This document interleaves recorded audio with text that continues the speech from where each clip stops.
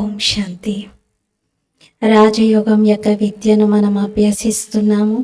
స్వయం జ్ఞానసాగరుడైన తండ్రి మనకి టీచర్ అయి చదివిస్తూ ఉన్నారు. ఈ రాజయోగం యొక్క విద్యను అందరికీ పరిచయం చేయించాలి. ఈ చదువు ఎంత సహజమైనదో, ఎంత ముఖ్యమైనదో అందరికీ తెలియచేయాలి. ఈ చదువు ప్రాముఖ్యతను ప్రతి ఒక్కరికి అర్థం చేయిస్తూ అందరికీ బాబా యొక్క పరిచయం ఇవ్వాలి అన్నారు. బాబా ఈరోజు మురళిలో శాంతి స్థాపన ఎవరు చేయగలుగుతారు, అశాంతికి కారణం ఏమిటో తెలియజేశారు. అలాగే బాబా అన్నారు, మీరు ఎవరికైనా పరిచయం ఇస్తున్న సమయంలో శివ భగవాను వాచ ఈ శబ్దాన్ని తప్పనిసరిగా ఉపయోగించండి అన్నారు. అంటే శివుడే స్వయంగా చెప్తున్నారు, ఈ విషయాలు భగవంతుడు వినిపించినటువంటివి అనేది అందరికీ తెలియాలి అని. ఇది 30th జూలై మురళి. మీటే బచ్చే దుఃఖ హర్త సుఖ కర్త ఏక్ బాప్ హే. మధురమైన పిల్లలు, దుఃఖ హర్త సుఖ కర్త ఒక్క తండ్రియే. వహి తుమారే సబ్ దుఃఖ దూర్ కర్తే హే. వారే మీ యొక్క అన్ని దుఃఖాలను దూరం చేస్తున్నారు. మనుష్య కిసికే దుఃఖ దూర్ నహీ కర్ సక్తే. మనుష్యులు ఎవ్వరి దుఃఖాలను దూరం చెయ్యలేరు. మధురమైన పిల్లలు దుఃఖాలను హరించి సుఖం ఇచ్చేటువంటి కర్తవ్యం చేసేవారు బాబా ఒక్కరే. వారే అందరినీ దుఃఖాల నుండి దూరం చేస్తారు. మనుషులైతే ఎవరి దుఃఖాలను దూరం చేయలేరు. ప్రశ్న, విశ్వ మే అశాంతి కా కారణ్ క్యా హై? శాంతి స్థాపన్ कैसे होगी? విశ్వంలో అశాంతికి కారణం ఏమిటి? శాంతి స్థాపన ఎలా జరుగుతుంది? జవాబు, విశ్వ మే అశాంతి కా కారణ్ హై అనేకానేక్ ధర్మ. విశ్వంలో అశాంతికి కారణము అనేక ధర్మాలు. కలియుగ్ కే అంత్ మే జబ్ అనేకతా హై తబ్ అశాంతి హై. కలియుగ అంతిమంలో ఎప్పుడైతే అనేకత పెరుగుతుందో అప్పుడు అశాంతి మొదలవుతుంది. బాప్ ఆకర్ ఏక్ సత్ ధర్మ కి స్థాపన కర్తే హై. బాబా వచ్చి ఒకే సత్య ధర్మం యొక్క స్థాపన చేస్తున్నారు. వహా శాంతి హో జాతీ హై. అక్కడింకా శాంతి ఏర్పడుతుంది. తుమ్ సమజ్ సక్తే హో కి ఇన్ లక్ష్మీనారాయణ కే రాజ్య మే శాంతి థీ. మీరు అర్థం చేసుకోవచ్చు, ఈ లక్ష్మీనారాయణుల రాజ్యంలో శాంతి ఉండేది. పవిత్ర ధర్మ పవిత్ర కర్మ థా. పవిత్రమైన ధర్మము, పవిత్ర కర్మలు ఉండేవి. కళ్యాణకారి బాప్ ఫిర్ సే వహ నయి దునియా బనా రహే హై. కళ్యాణకారి అయిన తండ్రి తిరిగి ఆ కొత్త ప్రపంచాన్ని తయారు చేస్తూ ఉన్నారు. ఉస్మే అశాంతి కా నామ్ నహీ. అక్కడ అశాంతి అనే పేరే ఉండదు. విశ్వంలో అశాంతి ఉంది అంటే అనేకత ఉంది, అనేక ధర్మాలు ఉన్నాయి. సత్యుగంలో అయితే ఒకటే ధర్మం, పవిత్ర ధర్మం ఉంటుంది. అందుకని అక్కడ శాంతి ఉంది అంటున్నారు. ఓం శాంతి. రుహానీ బాప్ బైట్ రుహానీ బచ్చోంకో సమజాతే హై. ఆత్మిక తండ్రి ఆత్మిక పిల్లలకు అర్థం చేయిస్తూ ఉన్నారు. ఆత్మిక తండ్రి జ్ఞాన సాగరుడు. ఇదైతే పిల్లలకు అర్థం చేయించడం జరిగింది. బాంబేలో కూడా చాలా మంది సోషల్ వర్కర్స్ ఉన్నారు. వారి మీటింగ్స్ జరుగుతూ ఉంటాయి. బాంబేలో ప్రత్యేకంగా ఎక్కడైతే మీటింగ్ చేస్తారో దాన్ని భారతీయ విద్యా భవన్ అని అంటారు. ఇప్పుడు విద్య అనేది 2 రకాలుగా ఉంటుంది. ఒకటేమో దైహిక విద్య, అది స్కూల్స్ కాలేజీల్లో చదివించడం జరుగుతుంది. ఇప్పుడు విద్యా భవన్ అని దాన్ని అంటున్నారు. మరి తప్పకుండా అక్కడ ఇంకొక రకమైనటువంటి విద్యను బోధిస్తూ ఉండొచ్చు. అంటే స్కూల్స్ కాలేజెస్లలో ఉండే విద్య అయితే అక్కడ ఉండదు. ఇప్పుడు విద్య అని దేనిని అంటారు? అది మనుషులకు తెలియట్లేదు. ఇక్కడ ఆత్మిక విద్యా భవనం అని ఉండాలి. విద్య అని జ్ఞానాన్ని అంటారు. పరంపిత పరమాత్ముడే జ్ఞాన సాగరుడు. శ్రీకృష్ణునైతే జ్ఞాన సాగరుడు అని అన్నారు. శివబాబా మహిమనే వేరు, శ్రీకృష్ణుని మహిమ వేరు. భారతవాసీలు కన్ఫ్యూజ్ అయిపోయారు. గీతా జ్ఞానదాత స్వయం భగవంతుడు శివబాబా, కానీ శ్రీకృష్ణుడు అని వారు శ్రీకృష్ణుణ్ణే భగవంతుడిగా భావిస్తూ ఉన్నారు. అందుకే విద్యాభవనాలు మొదలైనవి తెరుస్తూ ఉంటారు, కానీ ఏమీ అర్థం చేసుకోలేరు. విద్య అంటే గీతా జ్ఞానం. ఆ జ్ఞానం అయితే ఒక్క తండ్రి దగ్గరే ఉంది. వారిని జ్ఞానసాగరుడు అంటారు. మనుష్య మాత్రలకి ఈ విషయం తెలియదు. భారతవాసీల ధర్మశాస్త్రము వాస్తవంగా ఒక్కటే, సర్వశాస్త్రమయి శిరోమణి భగవద్గీత. ఇప్పుడు భగవంతుడని ఎవరిననాలి? అది ఈ సమయంలో భారతవాసీలకు అర్థం కావట్లేదు. శ్రీకృష్ణుణ్ణి భగవంతుడు అని అనుకుంటున్నారు, లేకపోతే శ్రీరాముణ్ణి భగవంతుడు పరమాత్మ అని అనేస్తారు. ఈ సమయంలో తమో ప్రధానత ఉంది. రావణ రాజ్యం ఇది. మీరు పిల్లలు ఎవరికైనా అర్థం చేయించినప్పుడు మొదట శివ భగవాను వాచ చెప్పాలి తప్పనిసరిగా. ఎందుకంటే జ్ఞానసాగరుడు ఒక్క పరంపిత పరమాత్ముడే అనేది తెలియచేయాలి. వారి పేరే శివ. శివరాత్రిని జరుపుతున్నారు, కానీ ఎవరికీ కూడా శివుడి యొక్క పరిచయం లేదు. శివుడు ఈ సృష్టి పైన అవతరించారు, దాన్ని శివరాత్రిగా జరుపుకుంటున్నారు. మరి శివుడెవరు ఇది కూడా తెలియదు. బాబా చెప్తున్నారు, భగవంతుడైతే సర్వులకు ఒక్కరే, మిగతా అందరూ ఆత్మలు బాయిగా ఉన్నారు, సోదరులుగా. ఆత్మలందరికీ తండ్రి అయితే ఒక్క పరంపిత పరమాత్ముడే. వారినే జ్ఞానసాగరుడు అంటారు. దేవతల్లో కూడా ఈ జ్ఞానం ఉండదు. ఏం జ్ఞానం ఇది? రచయిత మరియు రచన యొక్క ఆది మధ్యాంత జ్ఞానం. ఇది మానవ మాతృల్లో కానీ దేవతల్లో కానీ ఉండదు అంటారు. ప్రాచీన ఋషులు మునులు కూడా మాకు తెలియదు అన్నారు ఈ జ్ఞానం విషయంలో. ప్రాచీనము అంటే కూడా అర్థం తెలుసుకోరు. సత్య త్రేతాయుగాలు అనేవి ప్రాచీన కాలం, సత్యుగం అంటే కొత్త ప్రపంచం. మరి అక్కడ ఋషులు మునులే ఉండరు కదా. ఈ ఋషులు మునులు మొదలైన వాళ్ళందరూ కూడా ఆ తర్వాత ద్వాపర యుగం నుండి వచ్చారు. వారికి జ్ఞానం ఎలా తెలుస్తుంది? ప్రాచీన కాలంలో ఉన్నటువంటి దేవీ దేవతలకే తెలియదు అన్నప్పుడు మధ్యకాలంలో వచ్చినటువంటి ఋషులకు మునులకు ఎలా తెలుస్తుంది? వాళ్ళైతే నేతి అని అంటూ వచ్చారు, వారికి ఏమీ తెలియదు. భారతవాసీయులు ఇప్పుడు తమోగుణిగా అయిపోయిన వారు, మరి ఇంకా వాళ్ళకేం తెలుస్తుంది? ద్వాపర యుగంలో రజోగుణిగా ఉన్నటువంటి ఋషులు మునులే తెలియదు అన్నప్పుడు ఇక ఇప్పటి వాళ్ళకేం తెలుస్తుంది?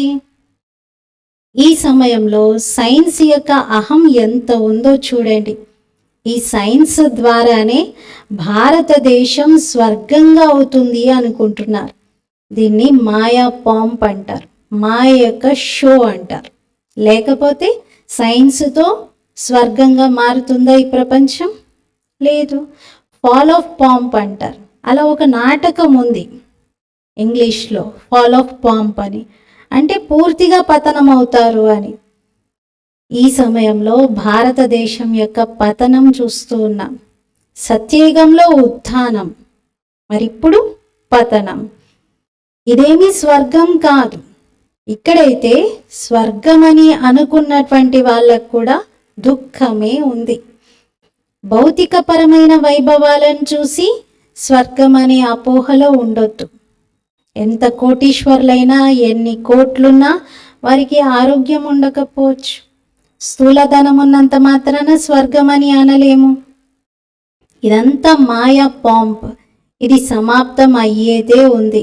మనుషులు అనుకుంటారు విమానాలు ఉన్నాయి, పెద్ద పెద్ద మహల్లు ఉన్నాయి, ఇంత ఎలక్ట్రిసిటీ ఉంది, ఇక్కడ అన్ని రకాల భౌతిక సుఖాలు ఉన్నాయి, బహుశా ఇదే స్వర్గమేమో అని. ఎవరైనా మరణిస్తే మళ్ళీ ఏమంటారు, స్వర్గస్థులయ్యారు అంటారు. అంటే వాళ్ళకి అసలు స్వర్గం అని దేన్ని అనాలో కూడా తెలియట్లేదు. స్వర్గానికి వెళ్ళారు అంటే ఇక్కడున్న దీన్నైతే మరి స్వర్గం అని అనకూడదు కదా.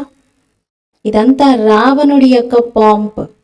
అనంతమైన తండ్రి స్వర్గ స్థాపన చేస్తూ ఉన్నారు. ఈ సమయంలో మాయతో మీకు డిబేట్ నడుస్తుంది. ఒకవైపు ఈశ్వరుడు, మరోవైపు మాయ. ఆసురీ ప్రపంచం మరియు ఈశ్వరీయ ప్రపంచం రెండిటి మధ్య డిబేట్ నడుస్తుంది, కాంపిటీషన్ నడుస్తుంది. మాయ ఓడిపోతుంది, మనం గెలుపొందుతాం ఇందులో. ఇది కూడా భారతవాసీలకు అర్థం చేయించాలి. దుఃఖం అయితే ఇంకా చాలా పెరిగేదే ఉంది, ఇంకా అధికంగా దుఃఖాలు రానున్నాయి, లెక్కలేనన్ని దుఃఖాలు వస్తాయి. ఇప్పుడు భారతవాసీలకు ఇవి అర్థం చేయించాలి. స్వర్గం అనేది సత్యయుగంలో ఉంటుంది, కానీ కలియుగంలో ఉండదు. ఇది కూడా ఎవరికి తెలియట్లేదు. ఇప్పుడున్న దాన్ని పురుషోత్తమ సంగమ యుగం అంటారు అని. మరి దీన్ని ఎందుకు పురుషోత్తమ సంగమ యుగం అంటున్నాం అది కూడా తెలియదు వారికి. బాబా అర్థం చేయిస్తున్నారు, జ్ఞానాన్ని పగలు అని, భక్తిని రాత్రి అంటారు అని. అంధకారంలో దెబ్బలు తింటూ ఉంటారు కదా. భగవంతుని కలుసుకునేందుకు ఎన్ని వేదాలు శాస్త్రాలు చదువుతూ వచ్చారు. బ్రహ్మ పగలు, బ్రహ్మ రాత్రి అంటారు. అంటే బ్రాహ్మణుల పగలు, బ్రాహ్మణుల రాత్రి అని అర్థం. సత్యమైన ముఖ వంశావళి బ్రాహ్మణులు మీరే. అక్కడైతే కలియుగి కుక వంశావళి బ్రాహ్మణులు ఉంటారు. మీరేమో జ్ఞానంతో జన్మ తీసుకున్నవారు, వాళ్ళేమో గర్భంతో జన్మ తీసుకున్నటువంటి వారు. మీరు పురుషోత్తమ సంగమయుగి బ్రాహ్మణులు. ఈ విషయాలు ఇంకెవరికీ తెలియదు. ఈ విషయాలు బుద్ధిలో ఉంటేనే అర్థమవుతాయి. మేమేం చేస్తూ ఉన్నాం, మేము అసలు ఎవరిమి అనేది అర్థం చేసుకోవాలి అంటే ఈ జ్ఞానం అంతా బుద్ధిలో పెట్టుకోవాలి. భారతదేశం సతో ప్రధానంగా ఉండేది, దాన్నప్పుడు స్వర్గం అనేవారు. ఇప్పుడైతే ఇది ఖచ్చితంగా నరకమే. అందుకే ఈ నరకం నుండి స్వర్గానికి వెళ్తున్నారు అని రాస్తారు ఎవరైనా మరణిస్తే. అక్కడ శాంతి సుఖము ఉంటాయి. లక్ష్మీనారాయణల రాజ్యం అది. నిజంగా చనిపోయిన తర్వాత వెళ్ళే స్వర్గం కాదది, రేపు రాబోయేటటువంటి సత్యయుగం. మీరు అర్థం చేయించవచ్చు మనుషుల వృద్ధి ఎలా తగ్గిపోతుంది. న్యాచురల్గా అక్కడ సత్యయుగంలో పాపులేషన్ తగ్గుతుంది. అక్కడ శాంతి సుఖము అన్నీ ఉంటాయి. అక్కడ ఆది సనాతన దేవీ దేవతా ధర్మం ఉంటుంది. హిందూ ధర్మం అనేది ఇప్పుడు ఉపయోగిస్తున్నటువంటి పేరు. దీనిని వాస్తవంగా ఆది సనాతన ధర్మం అని కూడా అనలేం. ఇప్పుడున్నటువంటి ఈ హిందువులను ఆది సనాతన ధర్మం వారు అని కూడా అనడానికి లేకుండా అయిపోయింది. ఎందుకంటే ఇక్కడున్న వారందరూ హిందుస్థాన్ అనే పేరు వాడుతూ మేము హిందూ అని చెప్పుకుంటున్నారు. ఆది సనాతన దేవీ దేవతా ధర్మం ఒకప్పుడు ఉండేది. అక్కడ కంప్లీట్ పవిత్రత, శాంతి, సుఖము, హెల్త్, వెల్త్, హ్యాపీనెస్ అన్నీ ఉండేవి. ఇప్పుడు అందరూ పిలుస్తూ ఉన్నారు, ఓ పతిత పావన, రండి మమ్మల్ని పావనంగా చేయండి అని. ఇప్పుడు ఒక ప్రశ్న తలెత్తుతుంది, అసలు పతిత పావన అని వారు ఎవరిని పిలుస్తున్నట్లు? వాళ్ళ దృష్టిలో భగవంతుడు అంటే శ్రీకృష్ణుడు లేక శ్రీరాముడు కదా. అంటే శ్రీకృష్ణుని పిలుస్తున్నట్ట, లేక శ్రీరాముని పిలుస్తున్నట్లా, లేక ఇంకెవరిని పిలుస్తున్నట్లు? మరి శ్రీకృష్ణుని అయితే పతిత పావన అని అనలేం కదా. పతిత పావనుడు పరంపిత పరమాత్ముడే, వారే జ్ఞాన సాగరుడు, వారే వచ్చి చదివిస్తున్నారు. జ్ఞానాన్ని చదువు అంటారు. మొత్తం ఆధారం అంతా గీత పైనే ఉంది. ఇప్పుడు మీరు ప్రదర్శని, మ్యూజియం మొదలైనవి తయారు చేస్తూ ఉంటారు, కానీ ఇప్పటి వరకు కొందరికి బీకే అర్థమే తెలియట్లేదు. అంటే బ్రహ్మ కుమారీస్ అంటే ఏంటి, ఎవరు అనేది కూడా అర్థం చేసుకోవటం లేదు. అనుకుంటారు ఇదేదో కొత్త ధర్మం కావచ్చు అని, వింటారు కానీ వాళ్ళకి ఏమీ అర్థం కాదు. బాబా అందుకే చెప్తున్నారు, పూర్తిగా తమో ప్రధాన రాతి బుద్ధిగా అయిపోయారు. ఈ సమయంలో సైన్స్ అహంకారం కూడా చాలా పెరిగింది. సైన్స్తోనే ఈ వినాశనం యొక్క సామాగ్రిని అంతా తయారు చేస్తూ ఉన్నారు. అందుకే రాతి బుద్ధి అంటున్నారు. పారస బుద్ధిగా అయితే లేరు కదా.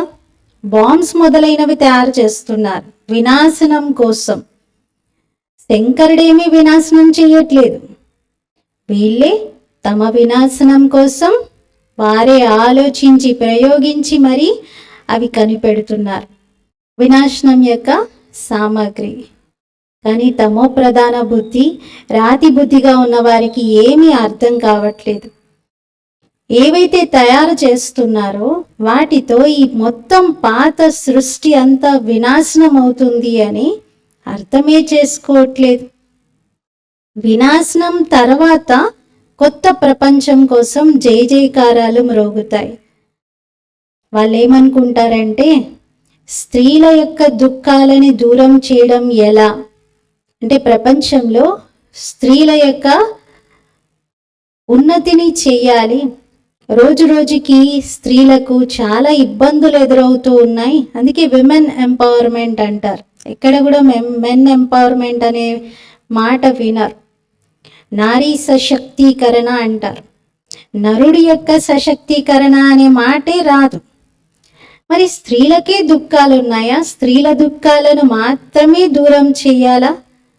కానీ బాబా అన్నారు, మనుషులైతే ఎవరి దుఃఖాలని దూరం చేయలేరు కదా. దుఃఖహర్త సుఖకర్త తండ్రి ఒక్కరే. దేవతలని కూడా అలా దుఃఖహర్త సుఖకర్త అని అనరు. శ్రీకృష్ణుని కూడా దేవత అని అంటాం. అంటే శ్రీకృష్ణుడు కూడా ఎవరి దుఃఖాలని హరించి సుఖం ఇవ్వడం అలాంటి కార్యం చెయ్యరు. భగవంతుడు అని వారిని అనలేం. అందుకే లార్డ్ కృష్ణ అంటారు. శివబాబాని మాత్రం గాడ్ శివ అని. ఇవి అర్థమే చేసుకోవటం లేదు. ఎవరైతే అర్థం చేసుకుంటున్నారో వారు బ్రాహ్మణులుగా ఇతరులకు కూడా అర్థం చేయిస్తూ ఉంటారు. వారే రాజ్య పదవిని కూడా తీసుకుంటారు. ఆది సనాతన దేవీ దేవత ధర్మానికి చెందిన వారైతే తప్పకుండా వచ్చేస్తారు. లక్ష్మీనారాయణులు స్వర్గానికి యజమానిగా ఎలా అయ్యారు, ఏం కర్మలు చేయడం వలన విశ్వానికి అధిపతిగా అయ్యారు, ఈ సమయంలో కలియుగ అంతిమంలో ఈ విషయాలని అందరికీ అర్థం చేయించాలి. ఎందుకంటే ఇక్కడ అనేక ధర్మాలు ఉన్నాయి. అందుకే కలియుగంలో అశాంతి కూడా బాగా ఉంది. కొత్త ప్రపంచంలో అయితే ఈ విధంగా ఎవరు కూడా చెప్పరు. ఇప్పుడు ఇది సంగమ యుగం. బాబా వచ్చి రాజయోగాన్ని నేర్పిస్తూ ఉన్నారు. బాబానే కర్మ అకర్మ వికర్మ యొక్క జ్ఞానాన్ని వినిపిస్తున్నారు.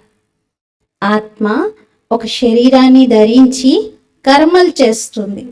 సత్యయుగంలో అయితే మనం చేసే ప్రతి కర్మ అకర్మగానే పిలువబడుతుంది. అక్కడ వికర్మలు అనేవే జరగవు, దుఃఖం అనేది ఉండదు. కర్మ అకర్మ వికర్మల యొక్క గతిని బాబానే వచ్చి ఈ అంతిమ సమయంలో వినిపిస్తున్నారు. నేను వీరి అనేక జన్మల అంతిమంలో వస్తాను అంటున్నారు. ఇతని రథంలో ప్రవేశిస్తాను. అకాలమూర్తి ఆత్మకు ఇది సింహాసనం వంటిది అంటున్నారు. ఈ శరీరము ఒక రథం వంటిది. కేవలం ఒక అమృత్సర్లో మాత్రమే అకాల సింహాసనం లేదు. ప్రతి ఒక్కరి శరీరంలో బ్రుకుటి అకాల సింహాసనమే. మనుషులందరికీ ఉంది ఇది అంటున్నారు. ఆత్మ అకాలమూర్తి. శరీరం మాట్లాడుతూ ఉంటుంది, నడుస్తుంది. అకాల ఆత్మకు ఈ శరీరమే ఒక చైతన్యమైన సింహాసనం. అకాలమూర్తి అందరూ ఉన్నారు. ఇంకా శరీరాలనైతే మృత్యు కబలిస్తుంది, కానీ ఆత్మ అయితే అకాల్ కదా. ఆత్మకైతే మరణమే లేదు. సింహాసనాన్ని అంతం చేసేస్తారు. సత్యుగంలో సింహాసనాలు ఏమైనా చాలా ఉంటాయా అంటే, ఆత్మలు అక్కడ చాలా మంది ఉంటారా? ఎంతమంది ఆత్మలు ఉంటే అన్ని శరీరం అనే సింహాసనాలు కావాలి కదా. అక్కడ ఉండేదే జనాభా తక్కువ. ఈ సమయంలో అయితే కోట్ల మంది ఆత్మల యొక్క సింహాసనాలు ఉన్నాయి. అకాలని ఆత్మను అంటారు.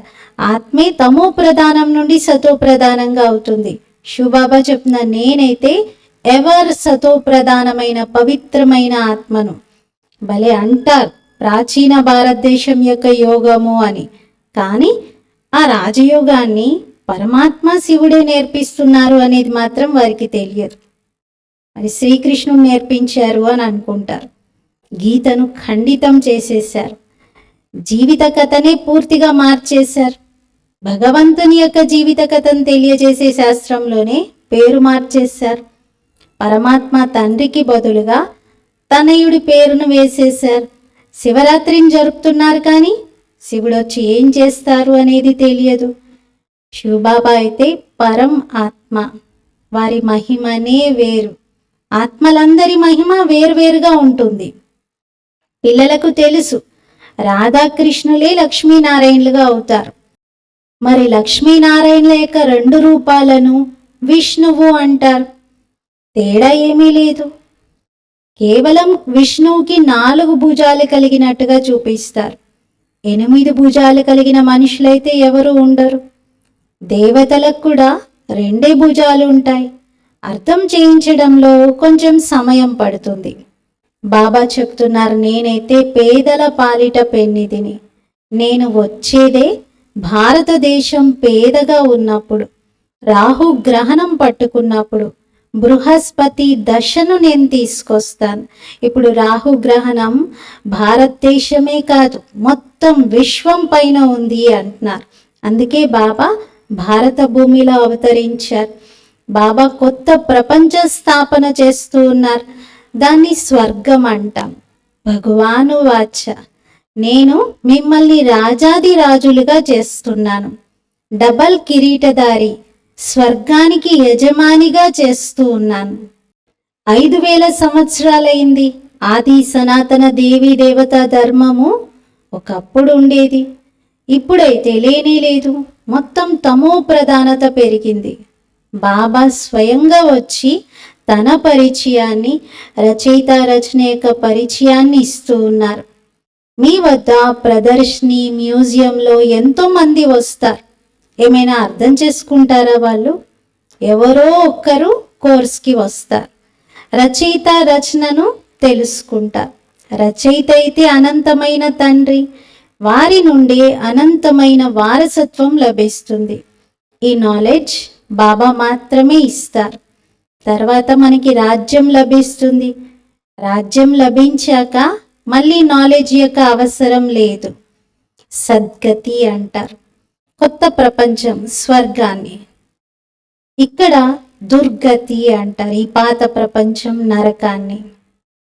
బాబా అయితే చాలా మంచి రీతిగా అర్థం చేయిస్తున్నారు. పిల్లలు, మీరు కూడా ఈ విధంగా ఇతరులకి చెప్పాలి అని. లక్ష్మీనారాయణుల యొక్క చిత్రాన్ని చూపించాలి. వీరి విశ్వంలో శాంతి యొక్క స్థాపన జరిగింది అని చెప్పాలి. ఈ విశ్వంలో ఇప్పుడు లక్ష్మీనారాయణుల రాజ్యంలో ఎలాంటి శాంతి ఉండేదో అదే స్థాపన జరుగుతుంది. ఆది సనాతన దేవీ దేవతా ధర్మం యొక్క పునాది పూర్తిగా ప్రాయలోపమైపోయింది. ఇప్పుడు బాబా దాన్ని స్థాపిస్తూ ఉన్నారు. దేవతలది పవిత్ర ధర్మం, పవిత్రమైన కర్మలు. ఇప్పుడైతే వికారీ ప్రపంచం, కొత్త ప్రపంచాన్ని నిర్వికారి అంటారు, వైస్లెస్ వరల్డ్ అంటారు, దాన్ని శివాలయం అంటారు. ఇప్పుడు అందరికీ అర్థం చేయించాలి. పాపం అందరి కళ్యాణం కొంచెమైనా చెయ్యాలి కదా అంటున్నారు. బాబాను కళ్యాణకారి అంటారు. వారు వచ్చేదే ఈ పురుషోత్తమ సంగమ యుగంలో. కళ్యాణకారి యుగంలో కళ్యాణకారి తండ్రి వచ్చి సర్వుల కళ్యాణం చేస్తున్నారు. పాత ప్రపంచాన్ని మార్చి కొత్త ప్రపంచ స్థాపన చేస్తున్నారు. బాబా జ్ఞానంతో సద్గతి జరుగుతుంది అని చెప్తున్నారు. కానీ ఈ జ్ఞానాన్ని పూర్తిగా అర్థం చేసుకోవడంలో కొంత సమయం అయితే తప్పనిసరిగా పడుతుంది. కొంచెం కొంచెం సమయమైనా తీసుకొని రోజు వాళ్ళకి అర్థం చేయిస్తూ ఉండాలి, చెప్పాలి. రచయిత రచన యొక్క ఆది మధ్యాంత జ్ఞానం మేము మీకు చెప్తాము అని. ఇప్పుడు గీతా ఎపిసోడ్ నడుస్తుంది అనాలి. భగవంతుడే స్వయంగా వచ్చి ఇప్పుడు జ్ఞానాన్ని, రాజయోగాన్ని నేర్పిస్తూ ఉన్నారని చెప్పాలి. డబల్ కిరీటధారిగా పరమాత్ముడే తయారు చేస్తున్నారు. ఈ లక్ష్మీనారాయణులు కూడా రాజయోగం యొక్క శిక్షణ తీసుకొని అలా విశ్వాధిపతులుగా అయ్యారని వినిపించాలి. ఈ పురుషోత్తమ సంగమ యుగంలో బాబా నుండి రాజయోగాన్ని నేర్చుకున్నారు. ఎవరు? లక్ష్మీనారాయణులు. లక్ష్మీనారాయణులు కూడా గత జన్మలో శివబాబా యొక్క స్టూడెంట్సే. బాబా దగ్గర చదువుకున్నారు. బాబా ప్రతి విషయాన్ని సహజంగా అర్థం చేయిస్తూ ఉన్నారు. అచ్చా, मीठे मीठे सिखिलते बच्चों प्रति मात पिता बाप दादा का याद प्यार और गुड मॉर्निंग। रूहानी बाप की रूहानी बच्चों को नमस्ते। हम रूहानी बच्चों की रूहानी बाप दादा को याद प्यार गुड मॉर्निंग और नमस्ते। मेरा बाबा मीठा बाबा प्यारा बाबा शुक्रिया बाबा। ధారణ కొరకు ముఖ్య సారము. ఫస్ట్ పాయింట్, రాజయోగం యొక్క చదువు సోర్స్ ఆఫ్ ఇన్కమ్ వంటిది, అంటే సంపాదనకు ఆధారం వంటిది.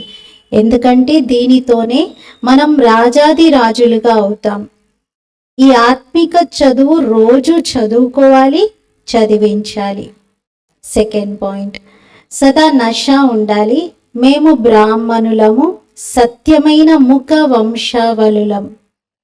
మేము కలియుగి రాత్రి నుండి బయటకు వచ్చి పగల్లోకి వెళ్తున్నాం. ఇది కళ్యాణకారి పురుషోత్తమ సంగమ యుగం. ఇందులో స్వయం మరియు సర్వుల కళ్యాణం చెయ్యాలి.